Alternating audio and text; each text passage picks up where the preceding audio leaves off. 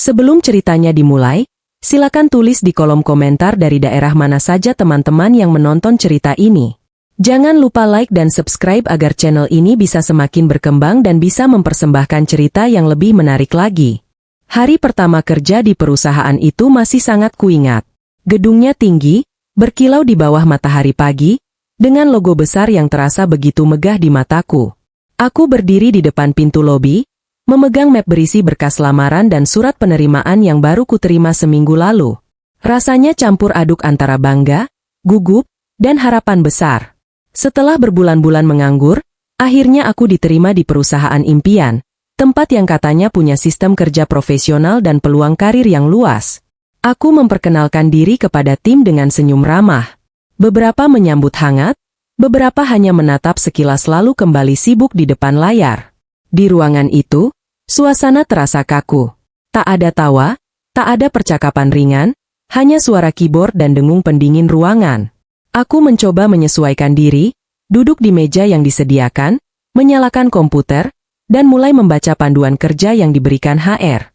Beberapa jam kemudian, seorang pria berjas abu-abu masuk dengan langkah cepat. Semua orang tiba-tiba menegakkan badan. Dari raut wajahnya, aku bisa menebak, dialah yang disebut-sebut sebagai sosok paling ditakuti di kantor ini. Pak Dimas, kepala divisi tempatku ditempatkan. Tatapan matanya tajam, suaranya tegas, dan setiap kalimatnya terdengar seperti perintah. "Ini karyawan baru ya?" katanya tanpa melihatku langsung. Aku berdiri dan menunduk sopan. "Iya, Pak. Saya Rani, baru bergabung di bagian administrasi proyek."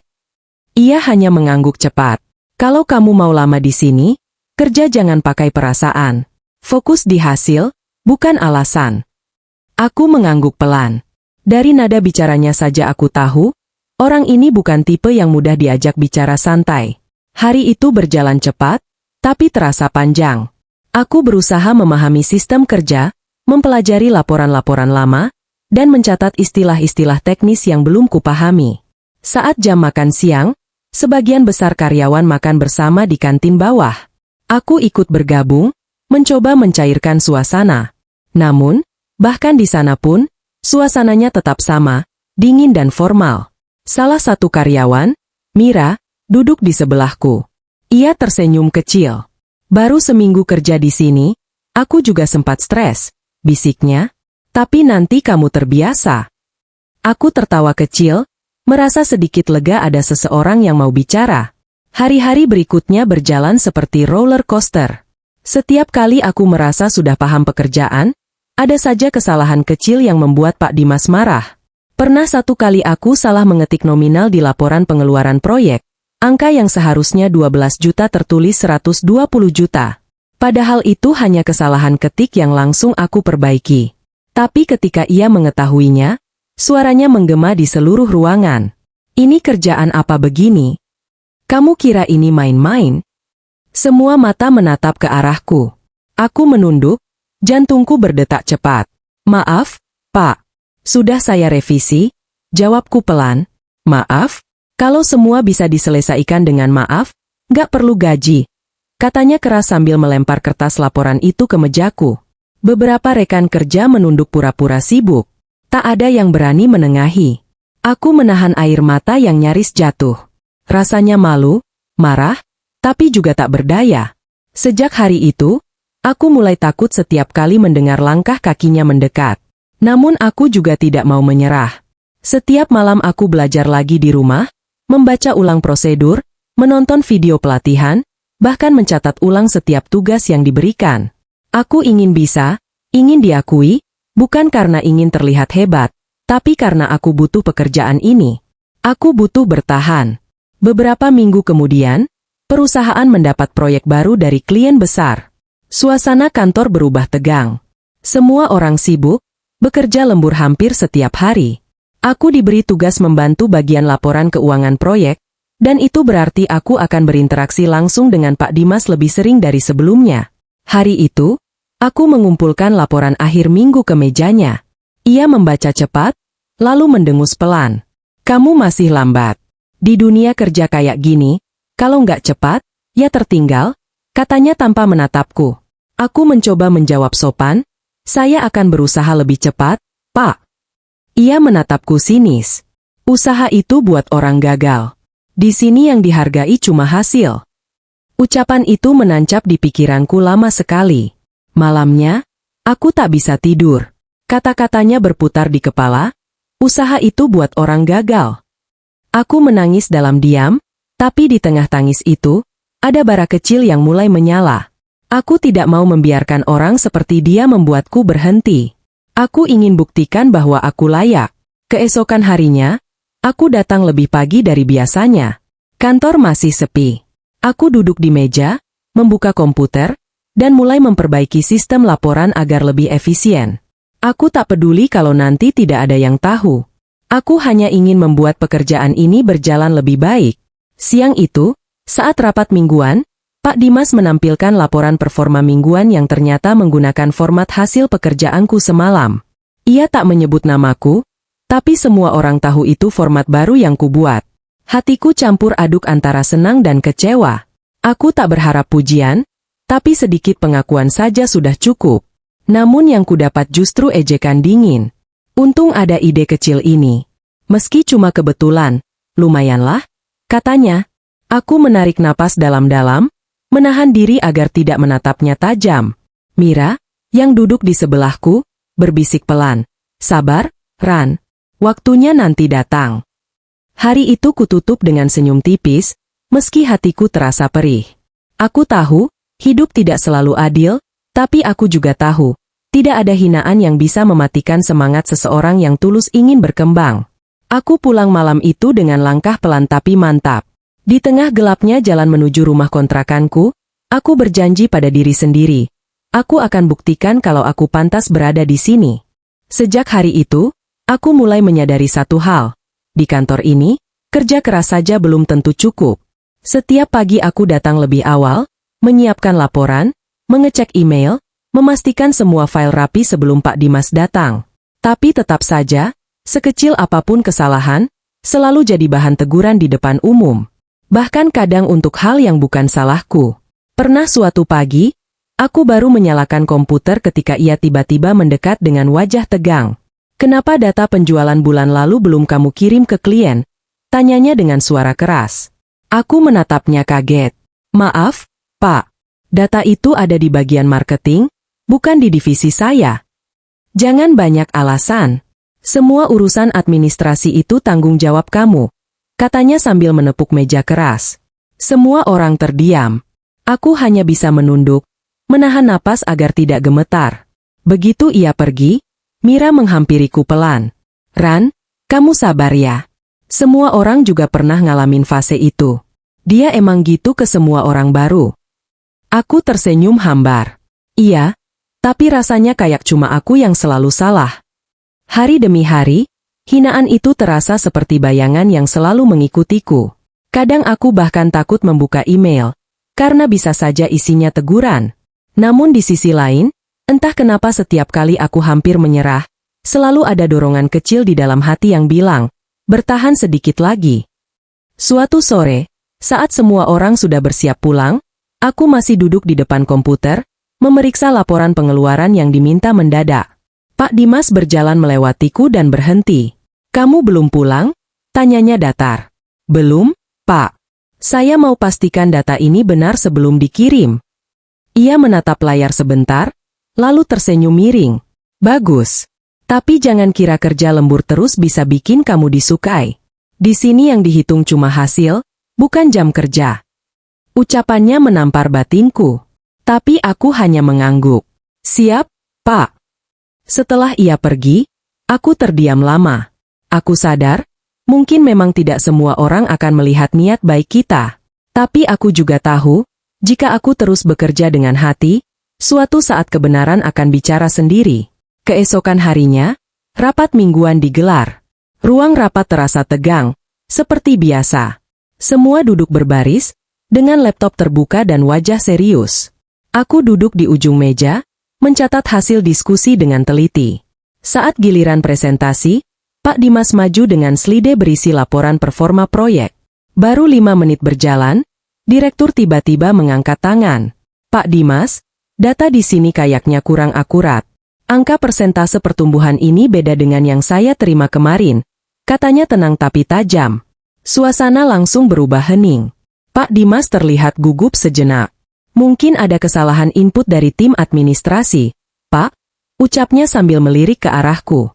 Semua mata langsung tertuju padaku. Aku membuka laptop cepat, memeriksa file yang dia sebut. Maaf, Pak, kataku dengan suara pelan tapi yakin. Angka yang benar ada di file revisi terbaru. Saya kirim kemarin sore lewat email bersama lampiran laporan harian.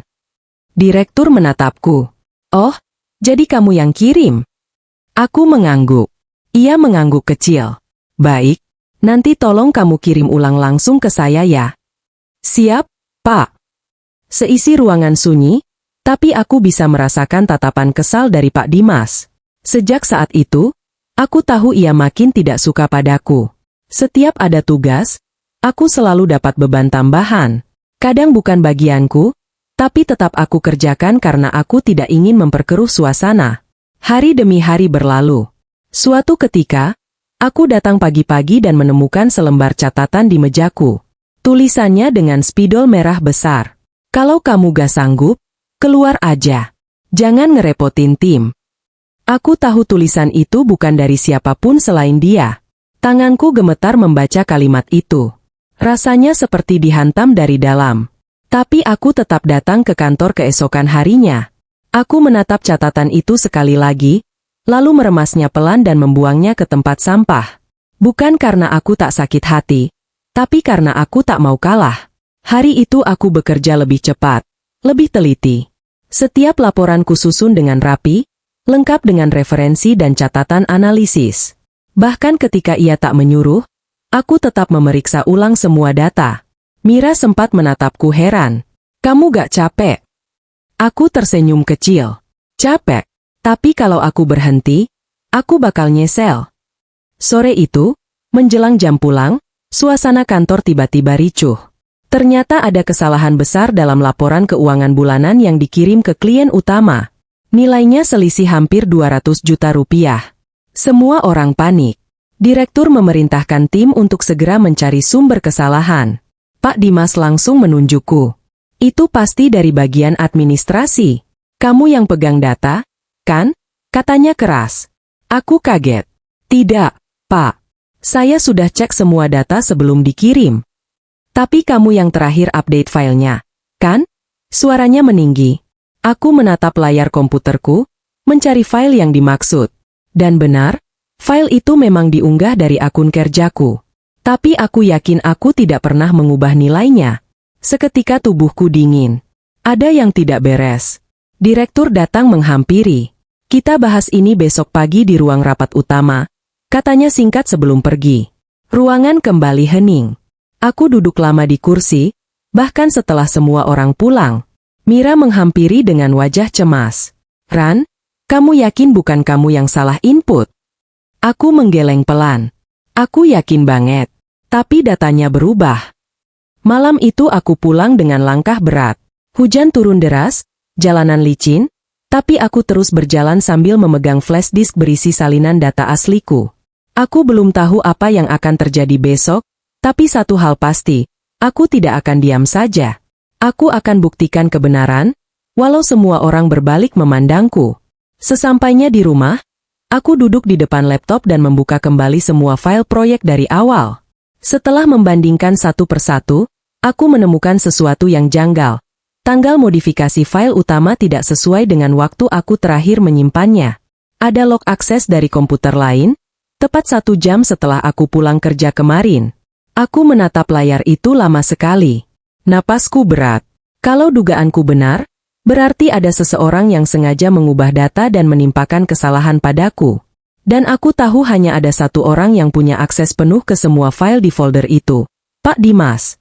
Aku menutup laptop perlahan, menatap langit malam lewat jendela.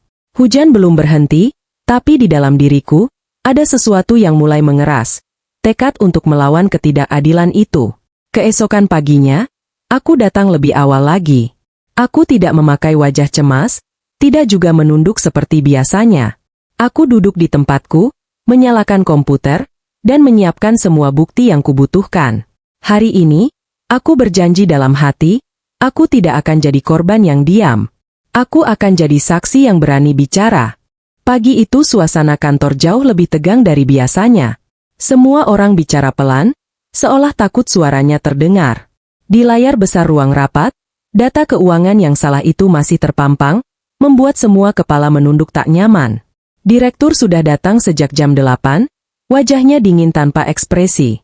Di sebelahnya, Pak Dimas berdiri dengan raut percaya diri, sementara aku duduk di ujung meja dengan dada berdebar. Baik, kita mulai. Suara direktur terdengar tegas. Laporan keuangan bulan ini ditemukan selisih 200 juta. Saya ingin tahu bagaimana ini bisa terjadi. Semua mata tertuju padaku dan Pak Dimas. Pak, saya sudah periksa, ujar Pak Dimas cepat. Selisih itu muncul karena bagian administrasi salah input nominal. File terakhir dikirim dari akun Rani. Ia menyebut namaku tanpa ragu, seolah yakin bahwa aku benar-benar bersalah. Aku menarik napas panjang. Izin bicara, Pak, ucapku pelan tapi mantap. Direktur mengangguk. Silakan. Saya sudah cek ulang semua data. Versi asli file itu masih saya simpan, lengkap dengan tanggal modifikasi dan log aksesnya. Data berubah setelah saya pulang kerja malam itu. Ada aktivitas dari akun komputer lain. Aku menatap Pak Dimas dengan tenang, dan komputer itu hanya bisa diakses oleh atasan langsung, yaitu Bapak Dimas. Ruangan langsung hening. Suara kipas pendingin terdengar jelas di antara ketegangan yang menggantung. Direktur mengernyit. Apa kamu yakin dengan datanya? Aku mengangguk. Sangat yakin, Pak. Ini buktinya. Kuserahkan flash disk berisi salinan file dan tangkapan layar log sistem. Direktur menyalakannya ke layar. Di sana terlihat jelas, perubahan terakhir dilakukan pukul 21.47 dari akun yang menggunakan ID admin milik Pak Dimas. Wajahnya mendadak berubah. Itu, mungkin sistem error, katanya cepat.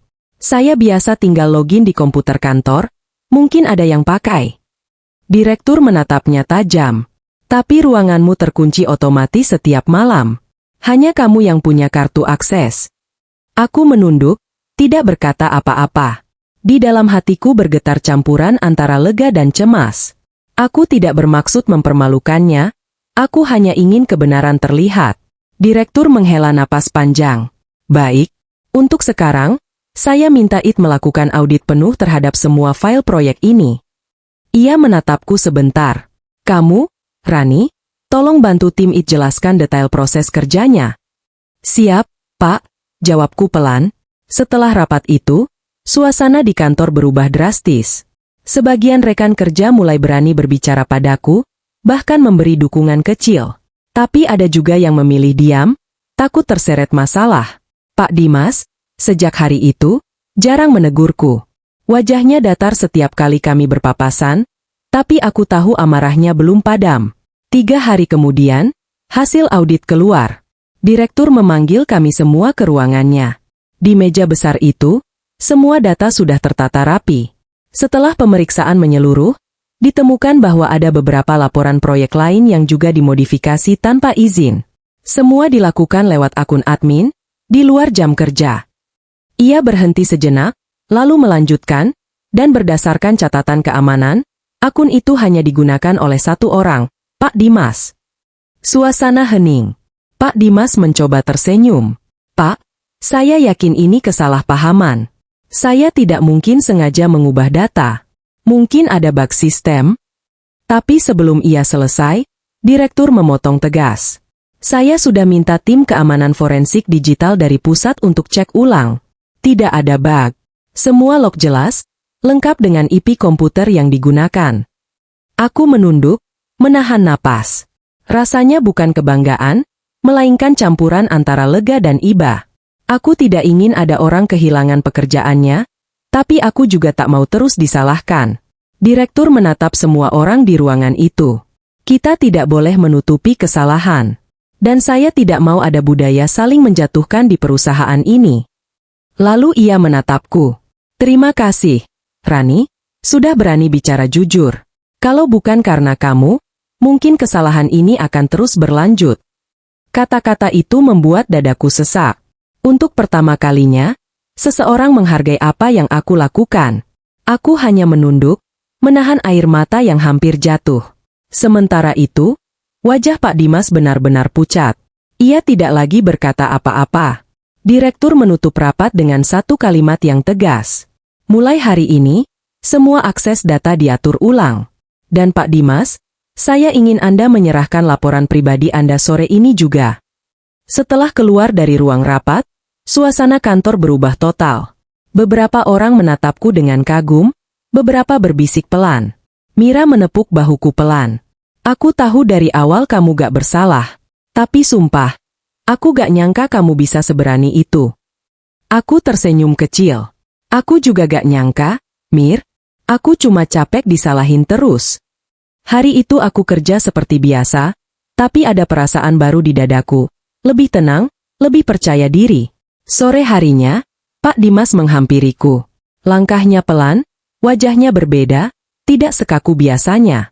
Rani, katanya singkat. Aku menatapnya. Terima kasih, sudah ngasih bukti itu. Saya kebablasan. Saya pikir kamu cuma anak baru yang sok bisa. Tapi ternyata kamu kerja lebih rapi dari kebanyakan orang di sini. Aku terdiam. Tak menyangka kalimat itu keluar dari mulutnya. Tidak apa-apa, Pak, jawabku pelan.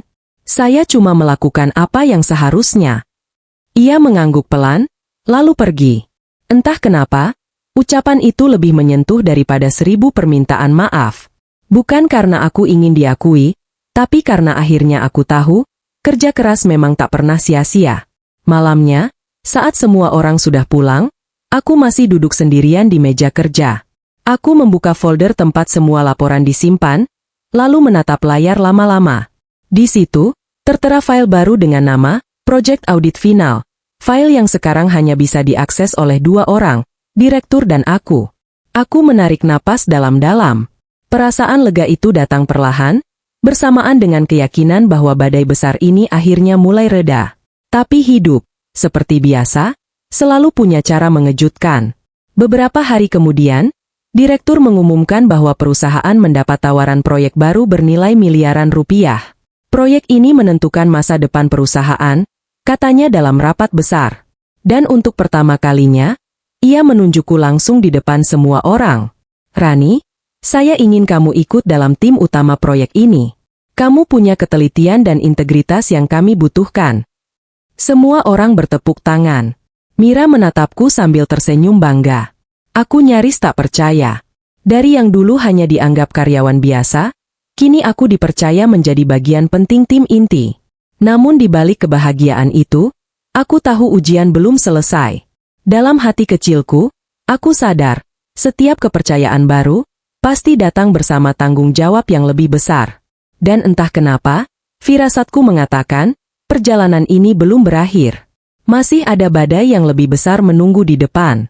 Hari itu menjadi salah satu hari paling menegangkan dalam hidupku. Pagi masih terasa dingin ketika aku tiba di kantor. Semua orang tampak sibuk menyiapkan berkas dan presentasi. Proyek besar senilai miliaran rupiah akan dipresentasikan langsung di depan direktur dan klien utama. Ini bukan proyek biasa, tapi proyek yang bisa menentukan reputasi seluruh divisi. Aku masuk ke ruang rapat dengan jantung berdebar. Di meja panjang itu, semua anggota tim duduk rapi, sementara direktur duduk di tengah dengan ekspresi serius seperti biasa. Baik, kita mulai, ucapnya tegas. Hari ini saya ingin melihat seberapa siap tim kita menghadapi tender ini. Pak Dimas duduk di ujung meja, tampak kembali tenang setelah beberapa hari lalu ditegur. Ia tetap diizinkan membantu proyek ini, meski jabatannya sudah dialihkan ke posisi sementara. Sementara aku duduk di sebelah Mira, menyiapkan laptop dan file presentasi. Aku tak mau ada kesalahan sedikit pun.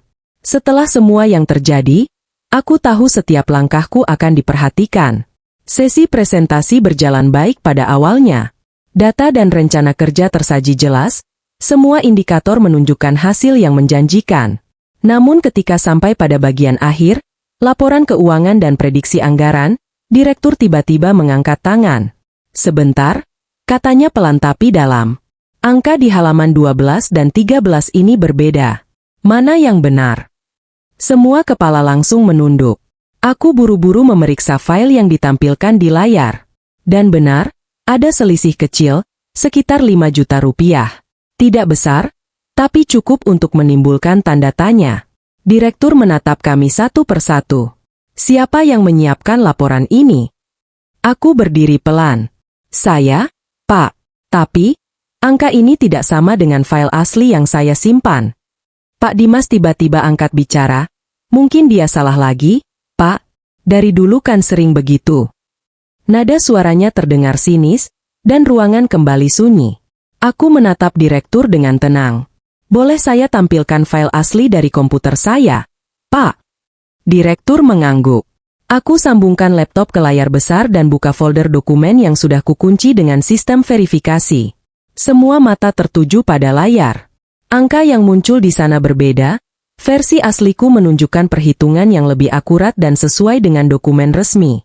Direktur menatap layar lama, lalu menoleh ke tim IT. Coba cek metadata file presentasi tadi. Perintahnya. Beberapa menit kemudian, seorang staf IT berdiri dan berkata, file yang digunakan di rapat ini diubah kemarin malam pukul 23.18, bukan oleh Rani, tapi oleh akun lama milik Pak Dimas. Ruang rapat langsung hening. Aku tidak berkata apa-apa, hanya memegang map di tanganku erat-erat. Pak Dimas terlihat panik, wajahnya pucat. Pak, saya cuma coba bantu revisi, gak ada maksud apa-apa, ujarnya terbata-bata. Direktur menatapnya tajam. Bantu atau ubah tanpa izin? Tidak ada jawaban. Hanya diam yang panjang dan menyesakan. Lalu direktur berdiri perlahan. Semua orang di ruangan ini, tolong dengarkan baik-baik. Katanya dengan nada berat namun tenang. Selama ini, kita terlalu sibuk melihat siapa yang bersuara paling keras, sampai lupa menghargai siapa yang bekerja paling tulus. Ia berjalan mendekat ke arahku. Saya perhatikan dari awal, Rani selalu bekerja dengan rapi, tidak pernah membantah, tidak mencari alasan, hanya berusaha memperbaiki diri setiap hari. Aku menunduk, menahan haru yang mulai naik ke dada. Direktur melanjutkan, saya tahu selama ini dia sering dijadikan sasaran. Tapi hari ini, saya ingin semua orang tahu, justru dialah yang menyelamatkan perusahaan ini 2 kali. Semua orang terkejut. Direktur menunjuk layar. Kesalahan keuangan bulan lalu hampir membuat kita kehilangan klien besar. Dan yang menemukan masalah itu bukan manajer, bukan supervisor, tapi dia. Ia menatapku lembut. Rani, kamu layak dapat penghargaan lebih dari sekadar ucapan terima kasih. Aku menutup mulut dengan tangan, mencoba menahan air mata yang sudah tak terbendung. Semua orang bertepuk tangan perlahan. Mira memegang tanganku erat, tersenyum sambil berbisik. Akhirnya kamu diakui juga. Sementara itu, Pak Dimas hanya duduk kaku. Ia menunduk, wajahnya nyaris tanpa warna. Direktur menatapnya sekali lagi. Pak Dimas, saya menghargai dedikasi Anda selama ini, tapi saya tidak bisa menutup mata atas semua yang terjadi. Anda akan kami tempatkan di posisi baru sebagai konsultan proyek di luar kantor, efektif mulai minggu depan. Ia mengangguk lemah, tanpa protes. Sebelum keluar ruangan, ia berhenti sebentar di depan mejaku. Saya salah, Rani, katanya lirih. Kamu pantas kerja di sini, bahkan lebih dari saya. Aku menatapnya, tak tahu harus berkata apa. Hanya mengangguk pelan sambil menahan air mata yang kembali menetes. Setelah rapat selesai, direktur memanggilku ke ruangannya. Duduklah, katanya lembut. Suaranya berbeda dari biasanya, lebih hangat.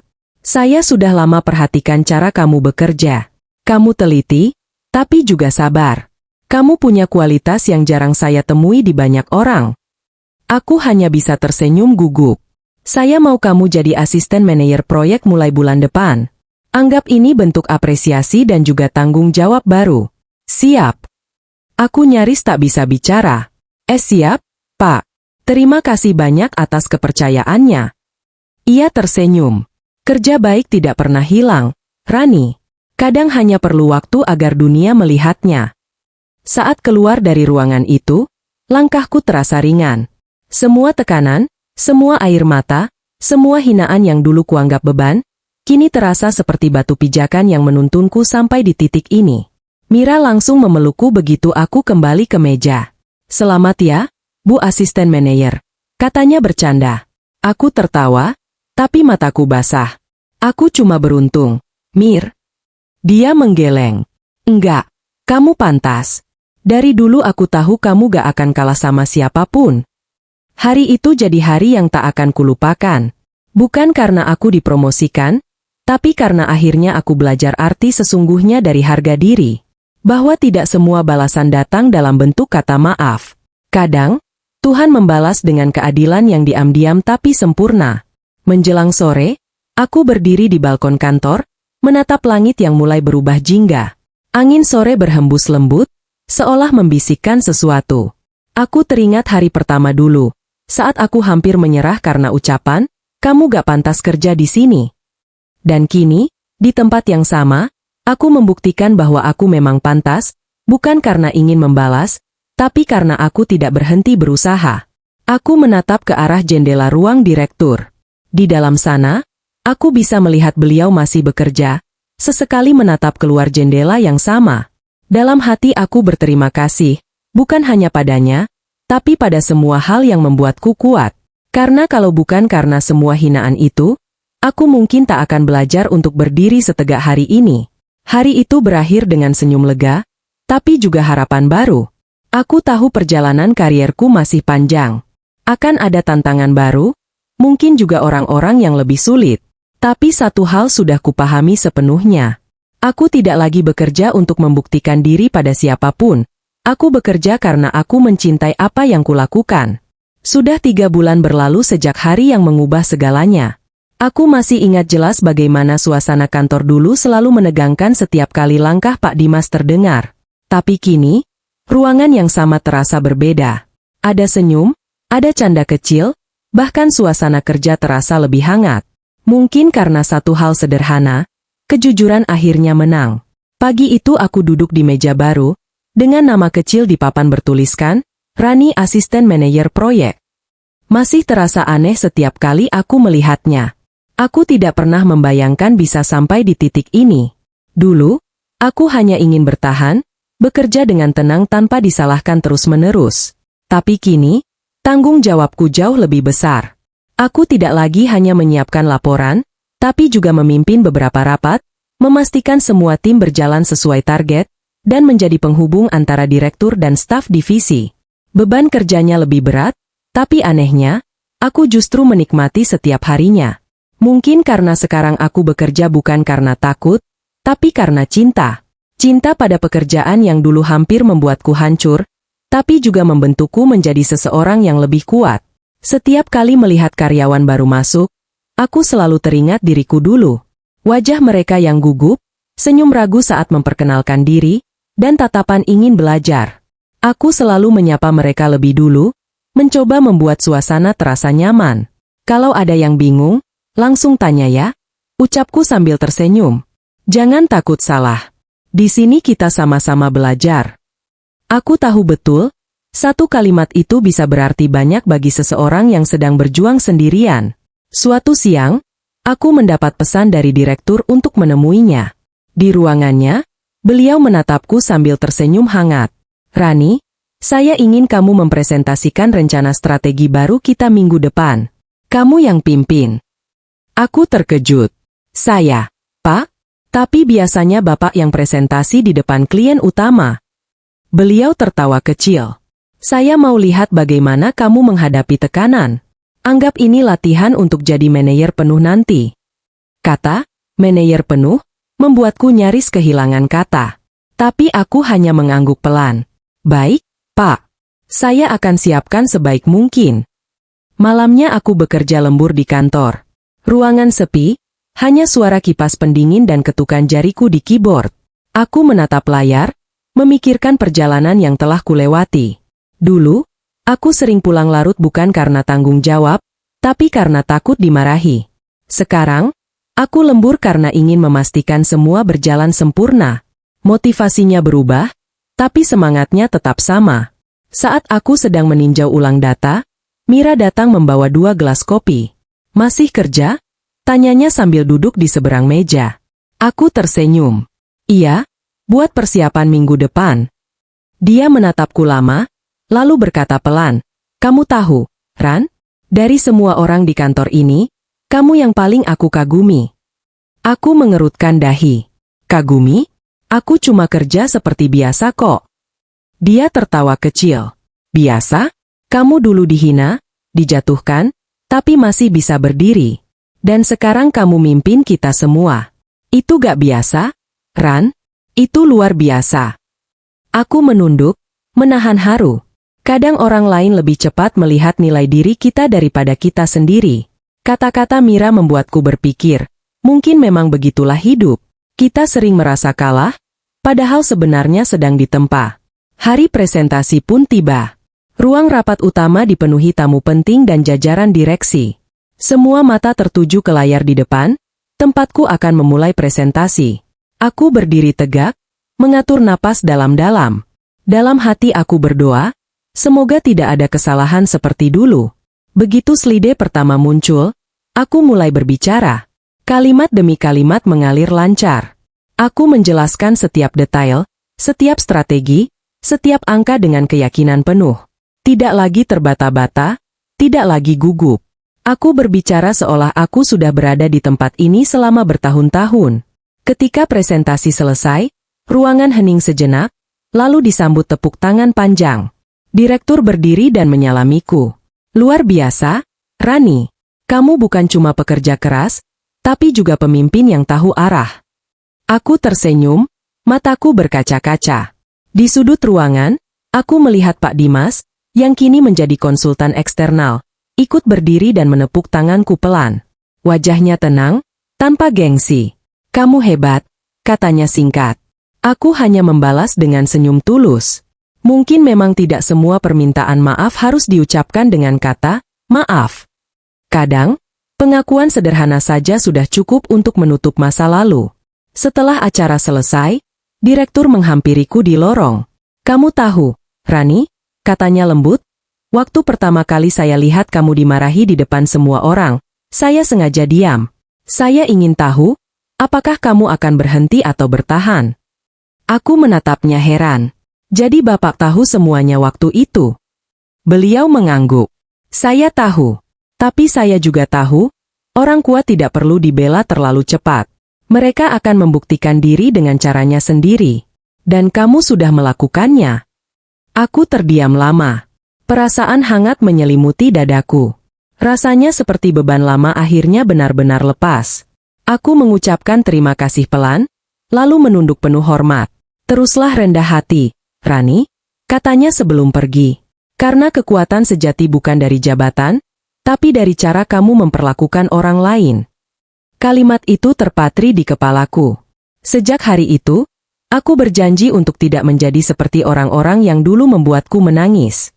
Aku ingin jadi pemimpin yang membuat orang lain merasa berani, bukan takut. Yang memberi ruang untuk belajar, bukan mencari siapa yang salah. Yang membangun, bukan menjatuhkan. Beberapa minggu kemudian, kantor mengadakan acara penghargaan tahunan. Aku diminta naik ke panggung untuk menerima penghargaan, Employee of the Year. Tepuk tangan menggema di seluruh ruangan. Saat mikrofon diserahkan padaku, aku sempat ragu harus bicara apa. Tapi akhirnya aku tersenyum dan berkata pelan. "Dulu saya pernah hampir menyerah karena satu kalimat. Kamu gak pantas kerja di sini. Tapi sekarang, saya belajar bahwa pantas atau tidaknya seseorang tidak ditentukan oleh orang lain. Diri kita sendiri yang menentukan itu." Suasana ruangan mendadak sunyi, lalu bergemuruh oleh tepuk tangan panjang. Beberapa mata tampak berkaca-kaca, termasuk Mira yang berdiri di barisan depan. Malam itu aku pulang dengan hati penuh rasa syukur. Aku berjalan melewati jalan yang sama seperti dulu, jalan yang pernah kulalui dengan air mata, tapi kini kulalui dengan senyum bangga. Langit cerah, lampu jalan berpendar hangat, dan angin membawa aroma malam yang menenangkan. Aku berhenti sejenak, menatap ke langit. "Terima kasih," bisikku, entah pada siapa, mungkin pada Tuhan, mungkin pada diriku sendiri yang dulu tidak menyerah. Sesampainya di rumah, aku meletakkan penghargaan itu di atas meja. Aku tidak melihatnya sebagai simbol kemenangan, tapi sebagai pengingat bahwa setiap hinaan, setiap rasa sakit, setiap ketidakadilan, bisa jadi jalan menuju perubahan yang besar, kalau kita mau bertahan. Aku tersenyum, menatap pantulan diriku di kaca jendela. Dan untuk pertama kalinya setelah sekian lama, aku berkata pada diri sendiri dengan penuh keyakinan. Aku memang pantas ada di sini. Kadang, hidup tidak memberi kita pengakuan dengan cepat. Tapi bila kamu tetap jujur dan bekerja dengan hati, waktu akan membuktikan segalanya. Jangan berhenti hanya karena pernah diremehkan. Karena hari ini mungkin kamu direndahkan. Tapi besok, kamu yang akan berdiri paling tinggi. Sebelum video ini berakhir, jangan lupa subscribe, dan tulis di komentar dari daerah mana kamu menonton, biar kita bisa saling menguatkan lewat kisah-kisah berikutnya.